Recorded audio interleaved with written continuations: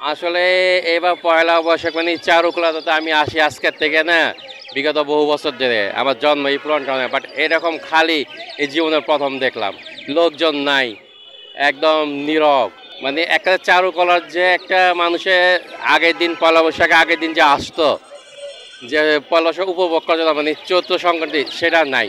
এই জায়গায় গত বছর মানে আমরা দাঁড়াইতেই পারতাম না, কিন্তু এবার তো অনেক ফাঁকা, মানে লোক সংখ্যা অনেক কম। গত বছরের তুলনায় অনেক কম এবছরে।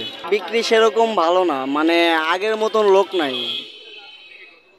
হ্যাঁ, গত বছর আসছিলাম, কিন্তু গত বছরের চাইতে এবছরে লোক অনেক কম। আচ্ছা, মঙ্গল শোভাযাত্রা আর আনন্দ শোভাযাত্রা, তো সেখানে শোভাযাত্রা শব্দটি ঠিকই আছে। সময়ের প্রেক্ষাপটে হয়তো পরিবর্তনের প্রয়োজন হয়েছে। তো যেহেতু নামই আনন্দ শোভাযাত্রা, সুতরাং আনন্দের যেই আনন্দ উচ্ছল একটা পরিবেশ বিরাজ করবে।